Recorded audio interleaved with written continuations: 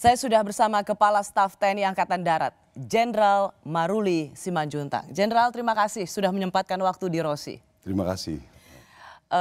Jenderal, saya mau tanya dulu soal penganiayaan yang dilakukan oleh anggota Anda pada relawan salah satu calon presidennya itu Ganjar. Apa respons Anda? Ya, jadi sebetulnya dari sejak awal kita juga punya banyak hal yang kita bisa ungkapkan proses terjadinya penganiayaan tersebut. Cuma pada saat itu karena saya berpikir bahwa ini dalam kondisi kampanye, saya pikir jangan sampai ini jadi besar. Makanya saya sampaikan sudah cukuplah Dandim yang berbicara. Anggaplah ini setelah saya telusuri juga tidak ada hubungannya dengan lain sebagainya. Ini karena anggota saya yang anak-anak muda yang merespon seperti itu. Nah, tapi dilihat dari perkembangannya sekarang larinya kemana-mana. Makanya saya berterima kasih sekali sama Bu Rosi bisa mengundang saya di sini. Gitu. Jadi coba menganalisa kejadian itu jangan hanya video pendeknya saja. Yang hanya beberapa detik itu langsung membuat kesimpulan. Kan itu terjadinya jam 11.19. Mereka Siang, sudah ya? berputar-putar mulai dari jam 9. Kalau kita lihat itu di video itu sudah 8 kali pulang pergi itu di depan batalion. Sudah berulang kali diingatkan. Sekian persen mereka itu mabuk. Itu semua banyak yang kita dapatkan. Cuma ya saya pikir mudah-mudahan dengan cara penyelesaian seperti ini, respon kami sudah ditanggapi dengan baik oleh seluruh petinggi-petingginya, responnya baik semua. Tadi dengar sendiri dari Pak Mahfud, terima kasih atas responnya. Dari Pak Ganjar juga ada kata-kata itu, dari Ketua TPN juga ada seperti itu. Nah ini yang pinggir-pinggir kok ributnya kemana-mana gitu. Makanya saya pikir saya perlu juga, jadi terima kasih sekali Bu Rosi mengundang saya. Jenderal, yang ingin saya tanyakan juga adalah apakah kemudian peristiwa ini mau dinormalisasi? Artinya menganggap bahwa karena ada soal mereka konvoi 8 kali, kemudian menormalisasi apa yang dilakukan oleh anggota Anda? Ya maksudnya ada aksi ada reaksi ya. Jadi kan disebutkan mengarahnya kayaknya ada rencana pencegatan, masukin ke dalam asrama. Ini kan cara berpikirnya, mana sempat orang lihat dengar suara bising tiba-tiba lari dicegat. Enggak, inilah, normal saja berpikirnya. Ini sudah 8 kali dia. Makanya dia langsung nyegat yang berikutnya gitu, terjadi reaksi seperti itu gitu. Kalau hanya dibilangnya orang punya rencana segala macam, enggak lah. Ya, jangan terlalu banyak disangkutkan kemana-mana gitu. Ini anak-anak muda yang emosinya masih seperti itu. Walaupun apapun yang terjadi salah betul penganiayaan. Tapi dengan aksinya seperti itu, saya pikir ya kita semua harus evaluasi lah. Ya, orang mabuk berkendaraan seperti itu kan berbahaya. Ya kan? Itu juga mungkin harus ada evaluasi dari tim yang menyelenggarakannya gitu. Jangan dari kami terus. Kami sudah cukup kurang apa coba. Hari itu ada kejadian malamnya mereka sudah ditahan. Sekarang dalam waktu berapa hari sudah ada tersangka. Jadi jangan dibawa kemana-mana lagi gitu. Itu kira-kira. Oke, Jenderal, kami punya kesaksian dari salah seorang korban saat itu dia masih di rumah sakit. Saya rasa kita perlu mendengarkan itu untuk mendengar apa yang dia alami. Ini dia. Mas Slamet, mungkin bisa diceritakan kronologi peristiwa kemarin itu bagaimana, Mas? Ya, waktu itu saya pulang dari acara sosialisasi Pak Ganjar. Saya di lampu merah berhenti, posisi lampu merah. Saya nggak ngeber-ngeber motor, saya langsung diambilin oleh 2 orang. Nggak ada dialog, nggak ada kata-kata, saya langsung dipukul, saya jatuh, saya dimasukkan ke pos penjagaan. Sampainya di dalam, saya disuruh lepas baju, dipukulin lagi. Posisi itu baju saya pakai untuk tutup muka. Setelah beberapa waktu disusul sama Mas Arif Diva, duduk di samping saya. dipukulin, ada yang pakai batu, dipukulin di area kepala, badan, semua.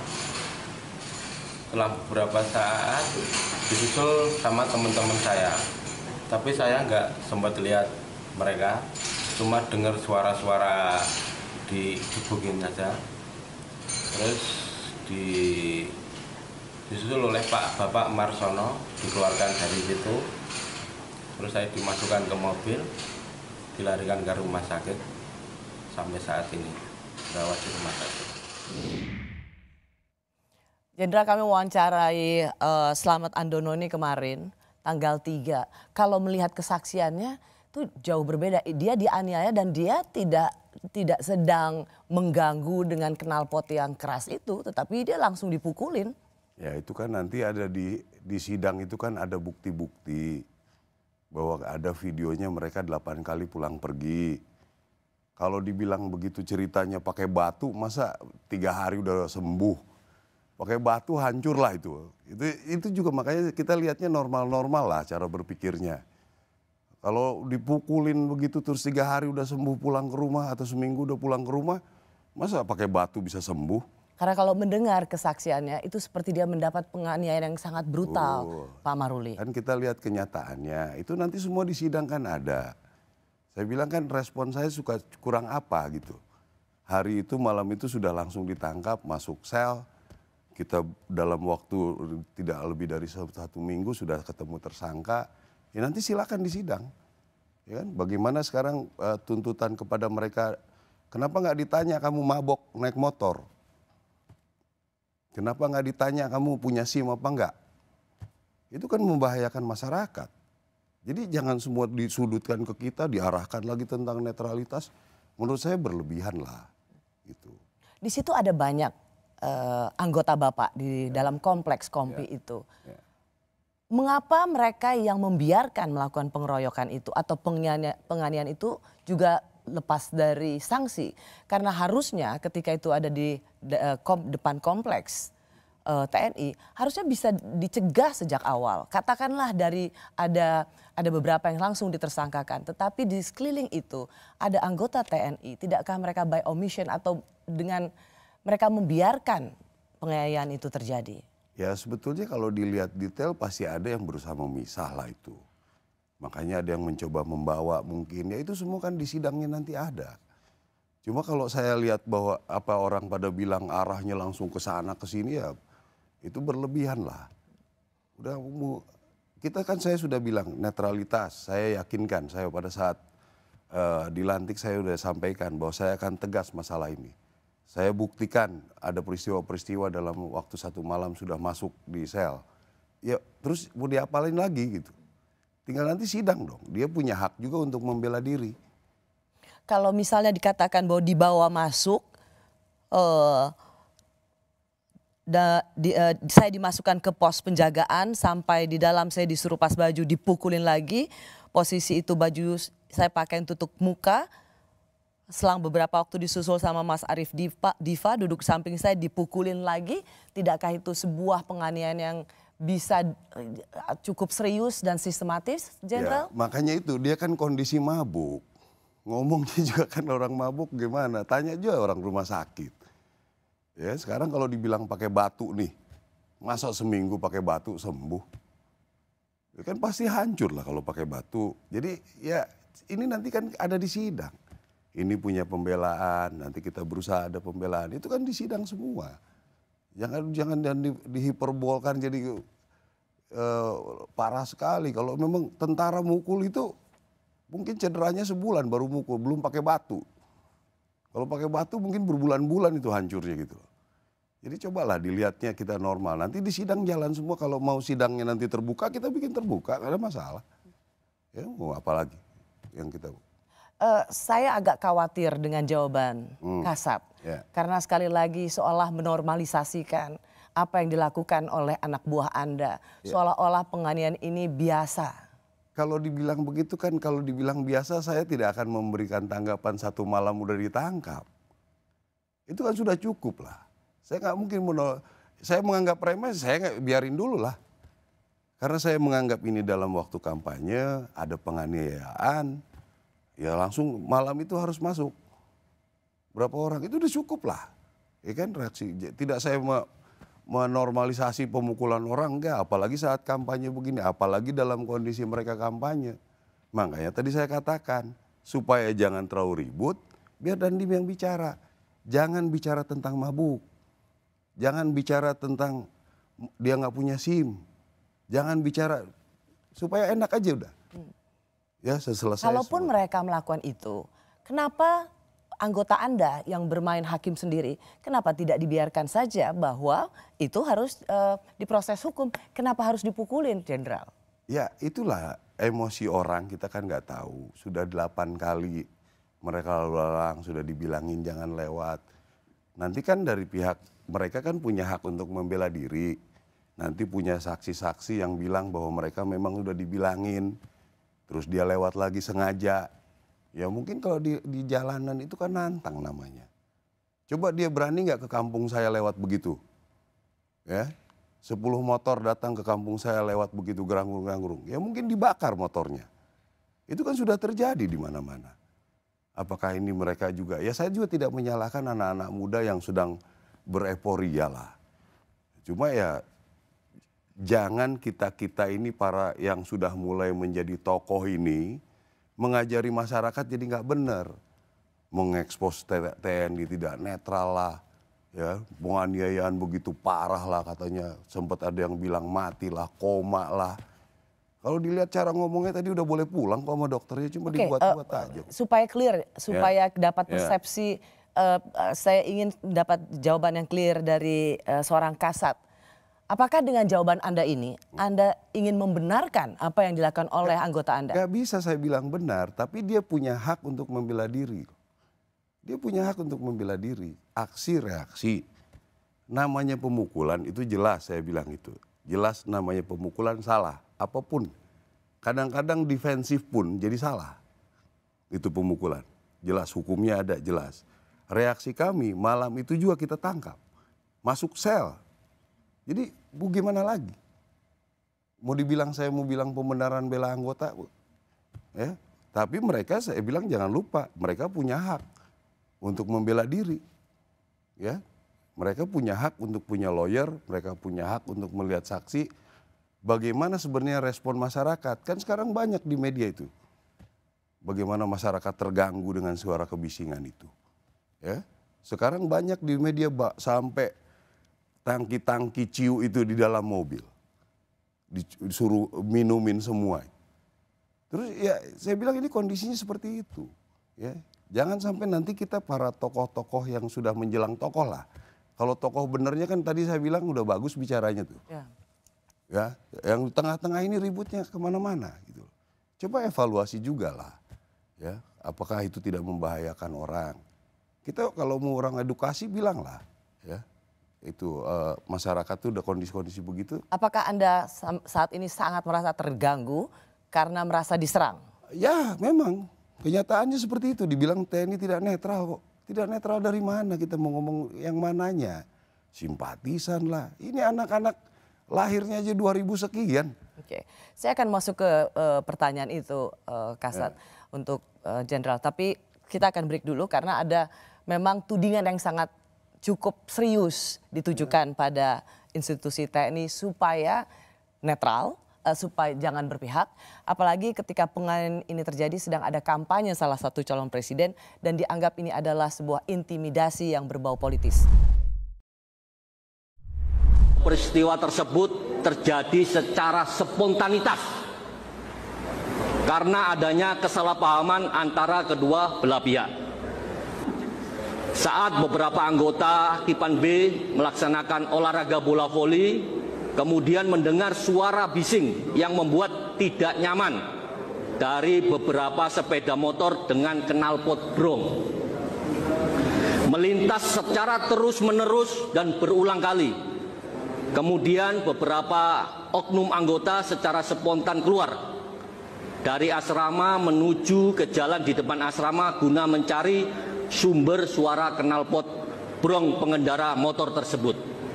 Untuk mengingatkan kepada pengendara dengan cara menghentikan serta membubarkan hingga terjadilah penganiayaan terhadap pengendara sepeda motor knalpot Brong tersebut. Masih bersama saya Kepala Staf TNI Angkatan Darat, Jenderal Maruli Simanjuntak. Kalau melihat keterangan pers Dandim tadi itu banyak menuai protes karena sekali lagi seolah-olah membenarkan apa yang dilakukan karena knalpotnya berisik maka anggota TNI dengan secara semena-mena bisa menertibkan masyarakat. Apakah ini yang juga ingin Anda katakan? Karena ribut sih maka anggota TNI berhak untuk menertibkan. Ya itulah makanya tadi saya sampaikan Mbak Rosi masalah kita jangan menganalisa dari video yang pendek, dari cara penyampaian. Saya sudah dari awal sudah saya sampaikan bahwa penyampaiannya ini saya sengaja Dandim biar bicara. Maksudnya ini jangan dianggap jadi besar di kondisi kampanye ini. Kita semua kan katanya sudah komit bahwa kampanye damai. Itu kan semua sudah dilakukan oleh katanya seluruh partai, kami juga aparat sudah declare supaya damai. Ya kalau dia salah-salah dikit ngomong ya tujuannya dianggap baik lah, berpikir positif aja lah. Tapi yang jelas respon kami tidak menganggap remeh itu kan sudah saya tadi bilang. Kita tangkap masuk sel. Itu. Izinkan saya juga untuk mendengarkan bagaimana keterangan pers dari Dandim ini dibantah oleh anggota atau wakil ketua TPN Ganjar Mahfud yang juga mantan Panglima TNI. Ini dia. Di situ jelas kalau dari videonya tidak ada proses kesalahpahaman. Yang ada adalah langsung penyerangan atau tindak pidana penganiayaan. Jadi ini menurut saya adalah pengambilan keterangan di level bawah. Jadi yang dibacakan oleh Komandan Kodim ini kan sebetulnya hasil laporan dari bawah. Sehingga keterangan apapun yang diambil atau didengar dari terduga tersangka, ini juga nggak boleh diambil mentah-mentah.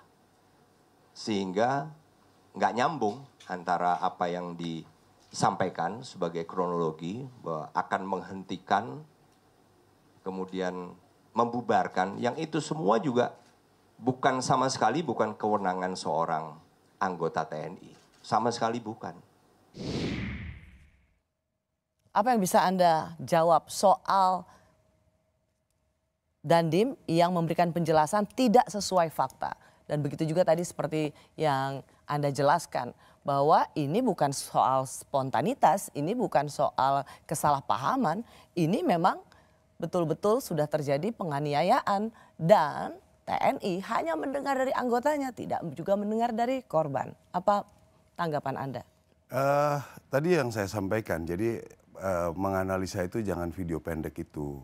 Jadi proses ceritanya itu sebenarnya dari awal-awal saya sudah tahu bahwa mereka yang tadi saya jadi mengulang-ulang ini, mohon maaf ini, mereka mabuk, mereka juga memang ternyata tidak punya SIM, motornya seperti itu, sudah diingatkan 8 kali, bukan langsung ini, udah diingatkan 8 kali. Lewat lagi gitu loh. Ini bukan ya itu jadi di sidang itu kan nanti ada excuse untuk membela diri. Jadi membuat orang emosi gitu loh. Maaf ya kalau saya kasih contoh colek, marah, colek, mungkin dilempar sama gelas sama Mbak Rosi gitu loh. Iya kan? Itu mungkin terjadi nggak? Sekarang kita ngomong realita lah. Kalau Anda di tempat umum begitu, ada yang mengganggu sampai seperti itu misalnya. Kira-kira mungkin nggak Anda akan emosi seperti itu? Tapi yang melakukan itu ini adalah seorang aparat bersenjata TNI kepada warga biasa. Manusia biasa juga, Pak Ros. Saya juga mungkin marah kalau dicolek-colek begitu terus misalnya ya. Ya udah dibilangin saya terganggu, ada anak saya terganggu. Ya mungkin saya juga marah. Udah diingatkan, berapa kali diingatkan, masih juga begitu. Ya orang manusia biasa lah, tentara juga. Ada emosinya lah, ya kan gitu. Jadi di sini sebenarnya Anda ingin menjelaskan bahwa ini tidak ada kaitannya dengan politis. Karena ada anggapan yang sangat kuat penganiayaan ini adalah sebuah bentuk intimidasi politis? Ya, yang saya bilang tadi udahlah, yang kelompok itu para tokoh-tokohnya ngomongnya sudah baik kok, udahlah. Yang ini yang pinggir-pinggir yang ribut, membuat ini jadi politik lah, membuat jadi inilah simpatisan lah segala macem lah. Orang lagi ngumpul-ngumpul main voli kok, dongkol aja dia. Ya, kalau misalnya kita punya rencana dari awal, masa mukulin di jalan? Kita ini tentara terlatih loh. Ya, esprit de corps kita tuh kuat loh. Kalau memang kita koordinir, kalau memang nggak ada hukumnya netral, kita boleh punya hak, kita bisa bergerak.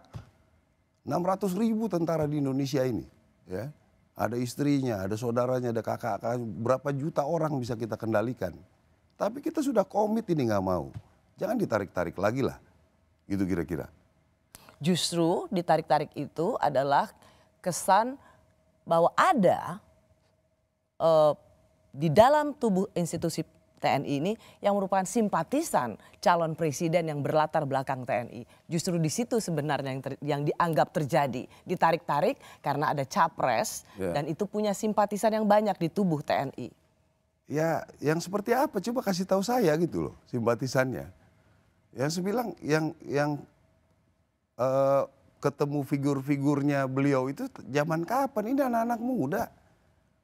Bisa tahu apa simpatisannya dari mana, kecuali kalau pemain musik mungkin simpatisan segala umur ya. Kalau ini generasi muda tahu aja kiprahnya apa gitu. Jadi kalau misalnya anggota Anda yang di Boyolali itu menganiaya relawan Ganjar karena dianggap ada simpatisan di tubuh TNI, saya langsung katakan pada capres nomor 02 Prabowo, Anda ingin membantah itu? Ya sangatlah, nggak ada hubungannya itu. Apa hubungannya dengan ini capres-capres ini segala macam? Nggak ada. Itu kan mereka, saya bisa mengerti lah anak-anak muda itu. Bahwa pada saat ini dia merasa merdeka, tidak ada yang larang. Ya bisa naik motor seenaknya. Ya itulah anak-anak muda gitu loh. Ada zamannya lah seperti itu. Kalau langsung dihubung-hubungkan begini segala macam ikut-ikutan. Kalau kita simpatisan terorganisir masa mau begitu tentara ini? Nggak mainnya nggak segitulah, ya. Kami itu punya esprit de corps, ya. Kalau dibeginikan anggota-anggota saya, semua anggota saya juga rasanya tersentuh ini semua ini.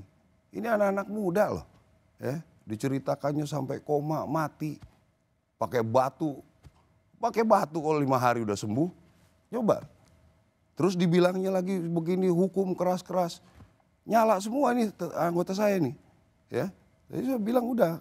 Kita akan atur sesuai dengan aturan hukum, itu aja. Jenderal, apakah Anda sedang mengancam sekarang? Ya bukan mengancam, itu kenyataan yang terjadi ya. Ini ya, kami institusi besar loh, jangan diutak-atik terus, udah cukup lah. Ya, kalau memang ada buktinya berhubungan terorganisir apa segala macam, ayo. Saya udah bilang saya komit kok, ya. Tapi itulah kami gitu loh, institusi kami ya begitu gitu. Saya punya anggota saya, dia punya hak juga untuk membela diri. Itu kan hukum. Jangan orang bicara hukum, tapi haknya anggota saya nggak dikasih. Ya kan, nggak bisa gitulah, fair aja. Ada, tapi Anda sedang membela anggota Anda, oke, saya paham itu. Secara hak, ya, secara hak, itu kan hukum. Apakah Anda ingin memperlihatkan juga semacam permohonan maaf terhadap apa yang terjadi pada relawan Ganjar? Itu haruslah. Ya jadi maaf itu kan tidak perlu dengan kata-kata juga. Dengan respon kami juga kan ada penyesalan. Ada anggota saya sampai harus disidang masuk sel. Saya juga tersentuh lah. Ya. Apa saya berarti kurang pembinaan, mereka kurang pembinaan, saya kurang penjelasan, saya akan evaluasi lagi. Ya. Jadi yang seperti itu udah gak usah lagi sekelas kita ngomongnya terlalu taktis lah. Kita ngomong yang strategis lah kelasnya gitu. Jangan diungkit-ungkit yang di bawah-bawah gitu, kasihan lah. Anak-anak itu kan kasihan, anak-anak muda loh. Ya.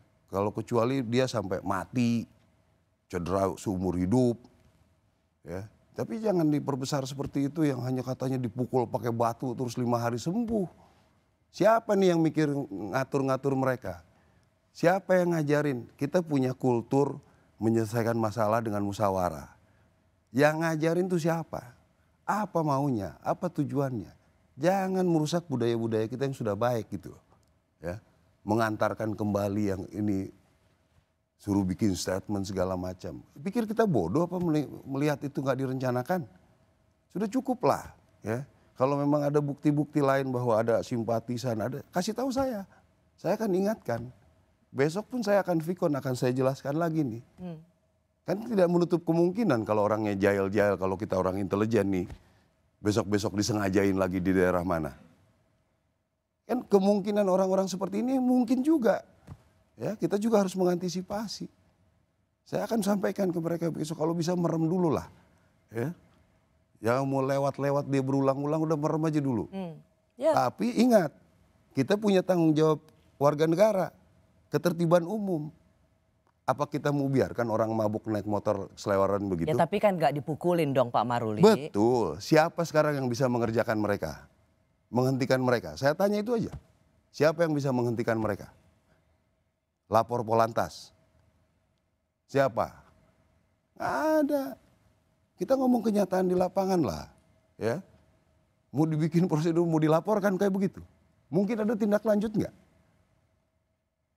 Kenyataan, ya, saya nggak bela-bela anggota loh, ya, dia bertanggung jawab, silakan, hukum jelas, ya, ini masa orang kita selevel kita loh, membiarkan orang mabuk naik motor, kalau dia yang mati sendiri urusan dia, kalau mencelakakan orang, Bu Rosi kan lihat bagaimana dia minum di jalanan seperti itu, ya, saya sudah tahu sejak awal, saya bungkus itu semua.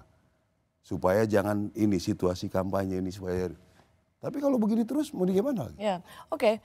Kita dapat sekarang faktanya dari Anda yang mengatakan bahwa satu mereka Anda mau mengkonfirmasi di sini bahwa mereka sudah minum alkohol sebelumnya, jadi mabuk. Lalu mereka mengendarai motor tanpa SIM dengan knalpot yang membisingkan lewat-lewat di kompleks TNI gitu. Tapi kan tetap saja pertanyaan yang harus dijawab adalah itu tidak dibenarkan, dianiaya, dan anggota Anda tidak punya hak untuk melakukan itu, Jenderal. Semua orang tidak punya hak untuk menganiaya.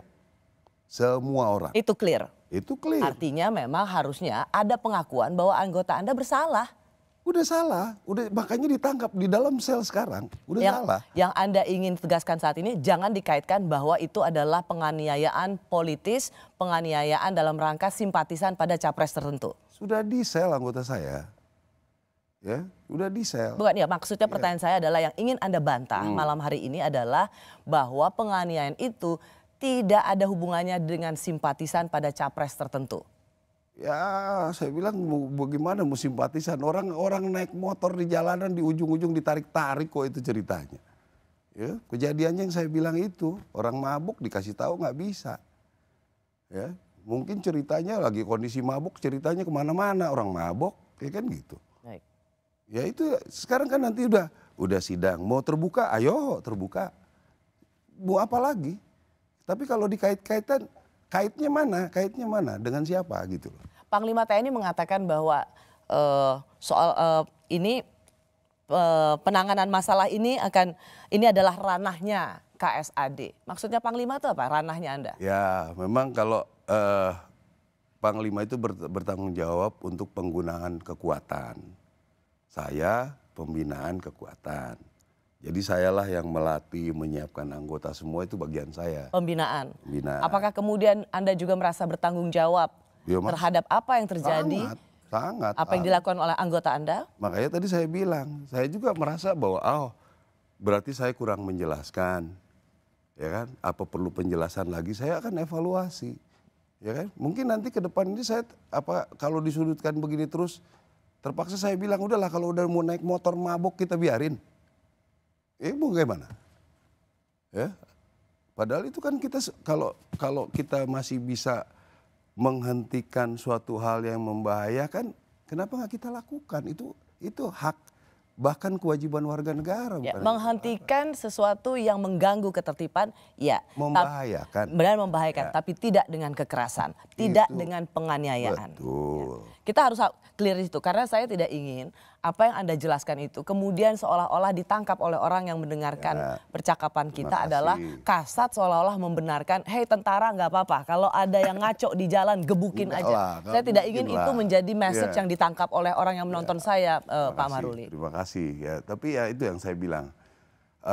Saya kira respon saya untuk segera menangkap, menahan itu kan sudah cukuplah memberitakan bahwa saya juga menganggap itu hal yang tidak baik lah. Memukuli orang itu apapun alasannya, yang saya bilang orang defense saja itu tetap masuk sidang loh. Apalagi ini ya dianggapnya dalam kelompok besar gitu. TNI memang tengah disorot, apalagi ketika ada Babinsa yang ikut mendata tentang data penduduk dengan alasan untuk bedah rumah.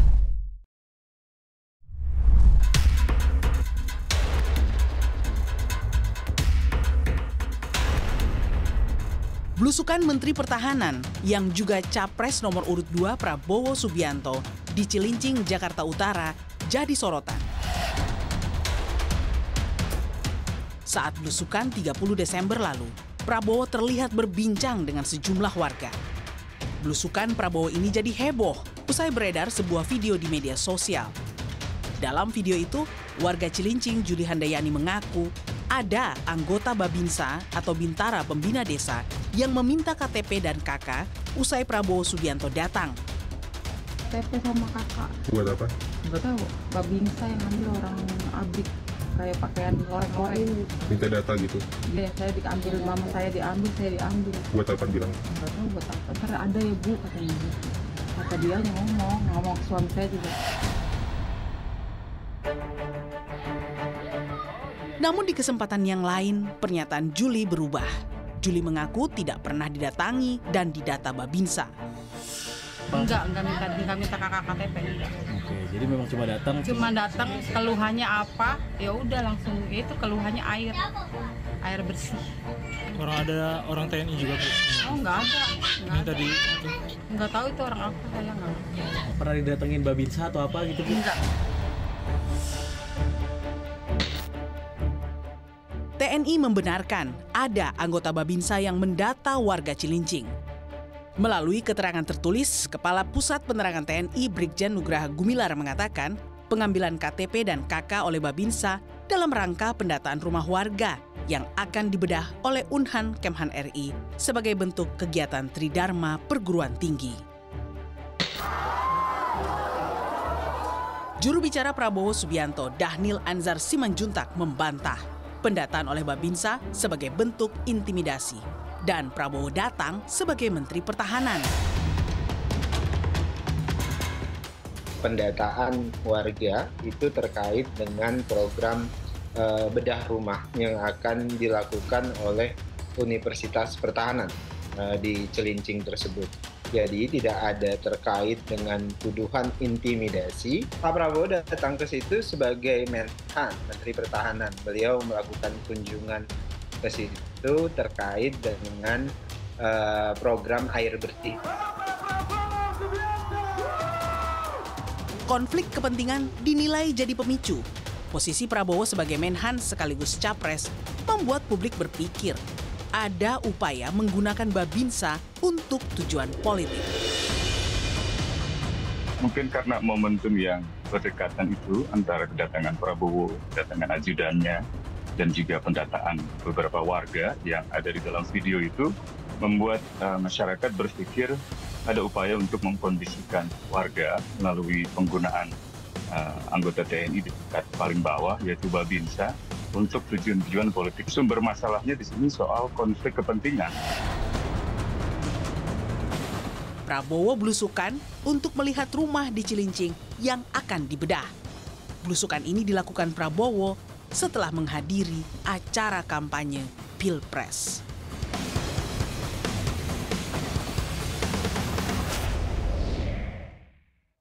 Bersama saya Kepala Staf TNI Angkatan Darat. Ia dijuluki Jenderal Air karena menginisiasi program air bersih di daerah-daerah dimulai dari NTT hingga daerah terpencil lainnya dengan sebutan TNI AD Manunggal Air, Jenderal TNI Maruli Simanjuntak. Dulu Anda menggunakan Babinsa untuk menolong masyarakat daerah tertinggal, daerah pengungsi NTT dari konflik Timur Timur waktu itu. Tapi sekarang Babinsa dipakai untuk kampanye, boleh?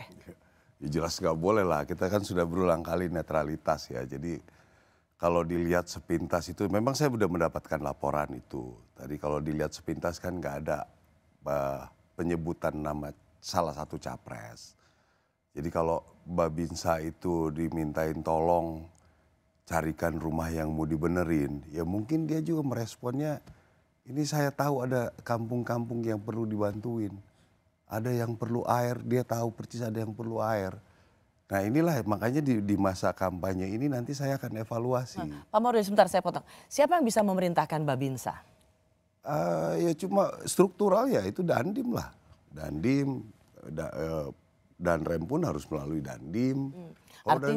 Artinya benar dong di sini bisa sangat besar terjadi konflik kepentingan ketika ada seorang calon presiden yang juga menjabat Menteri Pertahanan, kemudian mungkin anggota Anda juga ikut menginisiasi untuk membantu salah satu capres dan kemudian menggunakan Babinsa untuk kampanye. Ya, jadi yang tadi saya sampaikan, saya akan evaluasi sampai sejauh mana dia mengerti bahwa ini dalam kondisi kampanye.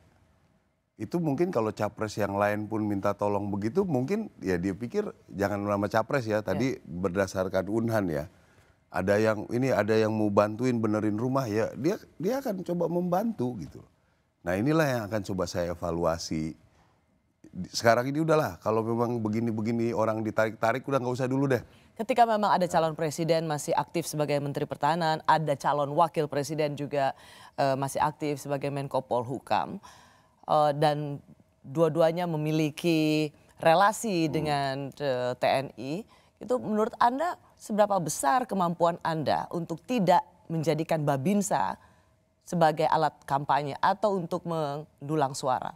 Saya sangat mudah, kalau memang ada laporan kan gampang sekarang. Itu kan Anda langsung mewawancarai orang, ketemu orang. Ya kalau perlu orangnya kita tarik. Tapi bisa nggak mulai saat ini Babinsa itu tidak dilibatkan untuk kampanye dan kemudian untuk pendulangan suara? Sangat bisa. Apa yang bisa Anda lakukan? Saya sudah bilang kalau ketahuan main-main pasti harus bertanggung jawab. Kita langsung sidang, tarik. Ya, sebenarnya mudah-mudah saja sih sebenarnya begitu. Kalau evaluasi dari peristiwa yang kemarin cukup diributkan, menurut Anda apa evaluasi atau introspeksi yang dari mana Anda? Nih? Yang soal Cilincing. Babinsa mendadak. Ya, makanya saya bilang, mungkin dia disampaikan. Nanti saya masih mungkin nih karena saya baru laporan secara umum nih bahwa ada Unhan, ya mungkin singkatan Unhan juga dia belum tentu tahu nih anak-anak di bawah ini yang akan membantu perumahan yang rusak. Ya dia kasih datanya, ya kan? Dan tadi terbukti orang itu tidak ngomong capres juga. Si ibu-ibu tadi itu yang ditanya itu, dia hanya bilang dia minta data, mungkin dia perlu untuk pendaftaran. Babinsa ini pikir udah lu diam aja, yang penting ntar gue daftarin rumah lu bagus kan gitu. Ya, kan nggak ada kata-katanya. Ya, hanya dikaitkan ketika hampir bersamaan waktunya dengan kunjungan salah satu calon presiden. Nanti kita evaluasi lah kalau memang hal itu udah biarin aja orang-orang susah itu dibiarin dulu sekarang ini karena kampanye daripada ditarik-tarik terus kan gitu aja. Ya. Jenderal sendiri dalam Pilpres ini Anda bisa netral? Saya nggak punya pilihan, sudah terlanjur tentara. Ya, kalau saya punya hak ya saya akan milih, tapi sekarang sudah tentara ya nggak punya hak, terus gimana lagi? Nggak bisa lagi sudah. Saya bilang saya ya jadi orang karena tentara. Saya akan pegang teguh di tentara ini. Saya bilang saya nggak mau gambling kan. Ya, saya bisa duduk di sini sama Mbak Rosi gara-gara tentara ini. Kalau bukan tentara mungkin nggak disapa. Gitu. Saya nggak mau merusak ini semua. Saya nggak mau jadi history yang konyol gitu. Ya, kalau bisa saya history heroik gitu tentara itu maunya gitu. Litbang Kompas, survei CSIS menempatkan institusi TNI sebagai institusi yang paling dipercaya. Bahkan yang terakhir CSIS menempatkan institusi TNI di atas kepercayaan pada institusi Presiden. Saya ingin mengajak seluruh komponen bangsa untuk bersama-sama menjaga pemilu ini berjalan jujur dan adil, prosesnya lancar, serta hasilnya yang baik dan terpercaya. Dan kepada seluruh aparat negara, saya sudah bolak-balik saya sampaikan, baik ASN, TNI, Polri, harus bersikap netral dan tidak memihak. Tapi aparat negara harus mendukung tugas penyelenggaraan pemilu. Misalnya, bantuan pengiriman logistik ke tempat-tempat yang sulit dan wilayah-wilayah terluar. Yang tidak bisa dilakukan oleh kita, bisa dibantu oleh aparat negara, baik TNI maupun Polri. Masih bersama saya Kepala Staf TNI Angkatan Darat yang secara eksklusif berada di program Rosi, Jenderal Maruli Simanjuntak. Ini kali pertama Anda diwawancara setelah jadi Kasat nih. Ya. Kayaknya baru belum 3 bulan udah kelihatan turun berat badan, stres atau karena ya, langsung ada banyak masalah? Saya baru sadar juga ngurusin se-Indonesia Raya ini pusing juga ternyata. Presiden sudah memerintahkan netral, tetapi bagaimanapun juga, Presiden sebagai kepala negara itu adalah panglima tertinggi dari TNI. Kalau Presiden memerintahkan sesuatu pada Anda, memang Anda bisa bilang enggak? Ya, saya pikir orang jadi presiden itu sudah orang yang sangat bijak ya, sudah sangat hebat ya. Di mana beliau ini harus memberikan perintah kan pasti sudah tahu lah.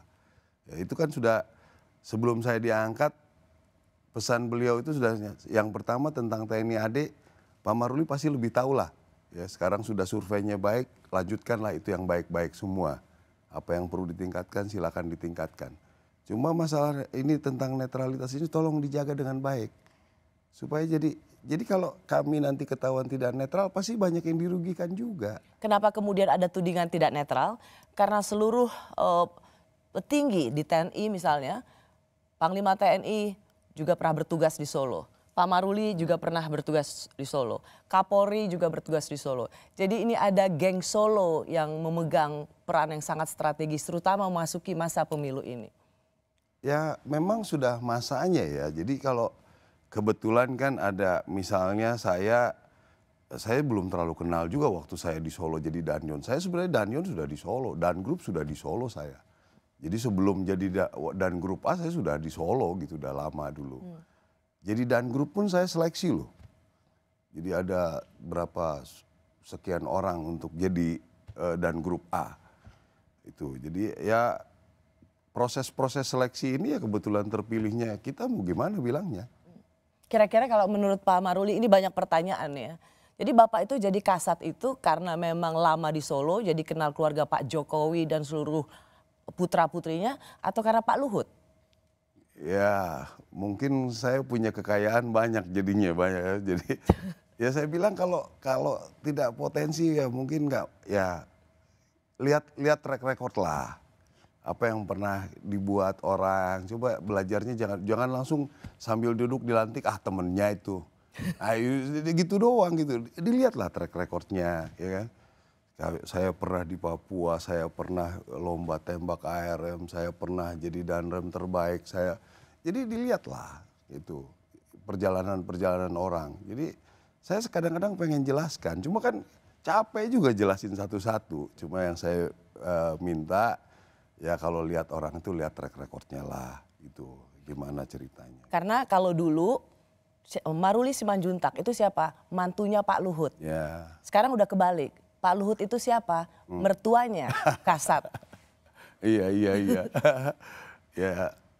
Ya sebenarnya ada joke ya. Jadi ceritanya dulu demikian saya diseleksi 10 orang ini katanya ditanya oleh Presiden bagaimana proses pemilihan Dan Group. Yang terbaik Pak Maruli katanya begitu. Kendalanya apa? Kendalanya mantunya Pak Luhut karena akan ribut masyarakat gitu. Jadi ini terjadi, tapi kan saya mau jelasin kayak seperti orang defensif, paling begitu ya. mungkin yang saya bilang orang berpikiran seperti itu setelah sekian lama mengamati kejadian begitu-begitu terus, akhirnya berpendapat semua sama. Ya kita cobalah, kita sudah mulailah lihat-lihat sesuatu hal itu lebih realistis lah gitu. Dari segi kualitasnya gimana, dari segi sepak terjangnya bagaimana dilihat. Oh, Anda mau bilang kualitasnya Anda lebih bagus dari Pak Luhut? Gak kebetulan dipilih aja keluarnya. Pak Luhut belum pernah jadi kasat. Itu banyak lah itu, makanya kalau dibalikin begitu kan dinamika ya. Kebetulan dapat panggung, kebetulan ada suatu hal, kan itu banyak hal lah itu. Saya menutup perbincangan ini, saya ingin mendapat sekali lagi clearance, kepastian, komitmen dari seorang Kepala Staf Angkatan Darat memasuki masa pemilihan presiden yang tentu tidak mudah ini.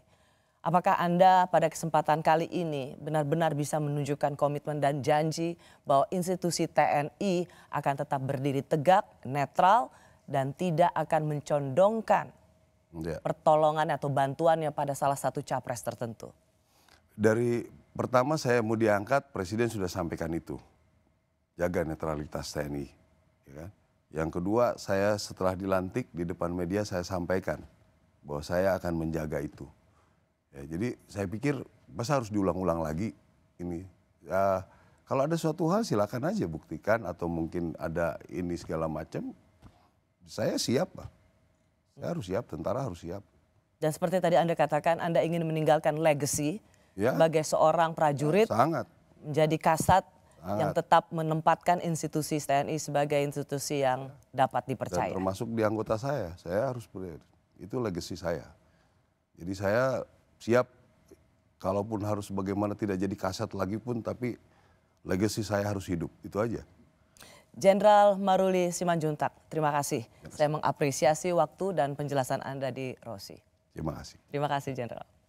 Saya Rosyana Silalahi, terima kasih sudah menyaksikan program Rosi. Kita jumpa lagi Kamis depan, tetaplah di Kompas TV, independen, terpercaya.